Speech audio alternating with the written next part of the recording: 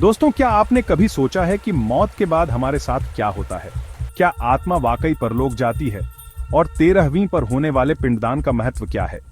अगर ये सवाल आपके भी मन में हैं, तो आज हम आपको इनका जवाब देने जा रहे हैं। जिंदगी जितनी रहस्यमय है, मौत उससे भी अधिक।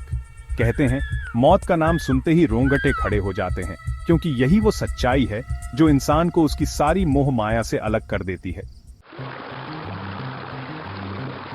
लेकिन क्या मौत का मतलब सिर्फ जीवन का अंत है? नहीं दोस्तों, वैज्ञानिक भी मानते हैं कि इंसान की आखिरी सांस के पहले उसके साथ कुछ बेहद खास और रहस्यमयी घटनाएं होती हैं। रिसर्च कहती है, मरने से पहले इंसान अपनी पूरी जिंदगी एक फिल्म की तरह देखता है, सिर्फ 7 मिनट में। 7 मिनट जिसमें वो हर खुशी, गम और गलती को महसूस करता है। उस वक्त ऐसा लगता है जैसे वक्त रुक गया हो और इंसान अपनी यादों के साथ अकेला खड़ा हो। सोचिए, अगर आपको अपनी पूरी जिंदगी का लेखा जोखा दिखे तो आप कैसा महसूस करेंगे? मरने के तुरंत बाद शरीर ठंडा पड़ जाता है, जैसे बर्फ। ऐसा क्यों? क्योंकि शरीर का अर्थ चक्र यानी धरती से जुड़ाव टूट जाता है। आत्मा धीरे धीरे शरीर को छोड़ने लगती है, पैरों से शुरू होकर मुंह से बाहर निकल जाती है।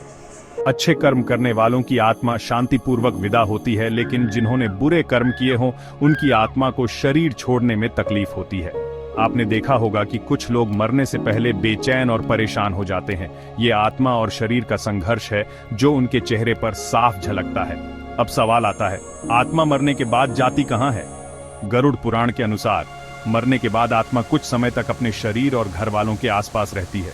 वो अपनी बात कहने की कोशिश करती है, लेकिन सुनने वाला कोई नहीं होता।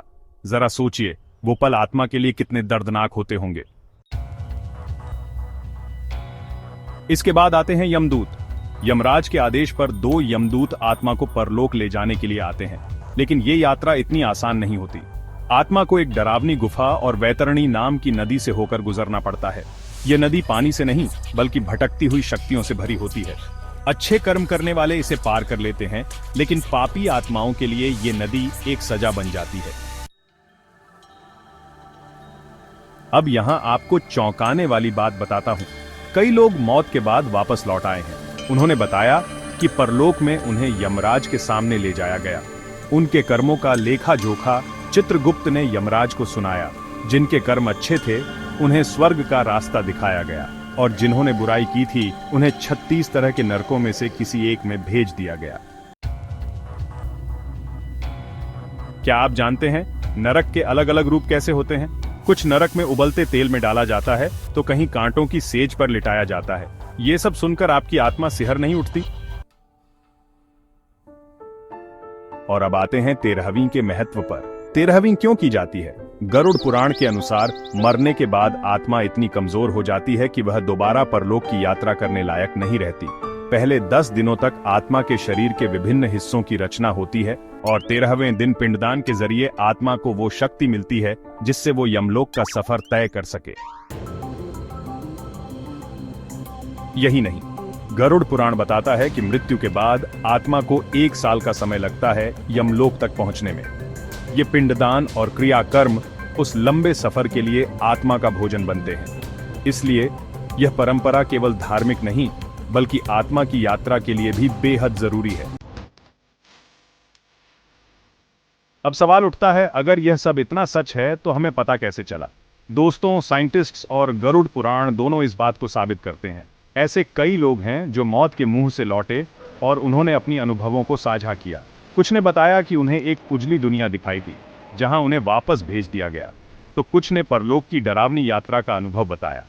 क्या आप यकीन कर सकते हैं कि किसी का शरीर मरने के बाद भी आत्मा बोलने की कोशिश करती है? और अगर उसे सुनने वाला कोई ना हो, तो वो कितनी तड़पती होगी। इसलिए मौत से जुड़े इन रहस्यों को समझना, जानना और अपने जीवन को बेहतर बनाना हमारी जिम्मेदारी है। तो दोस्तों, अब जब आप ये सब जान चुके हैं, क्या आप अपने कर्मों को बेहतर बनाने की कोशिश करेंगे?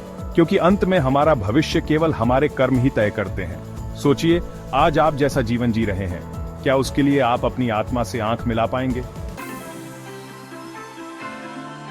अगर यह जानकारी आपको उपयोगी लगी, तो इसे दूसरों तक जरूर पहुंचाएं। और हां, अपने विचार नीचे कमेंट में जरूर साझा करें।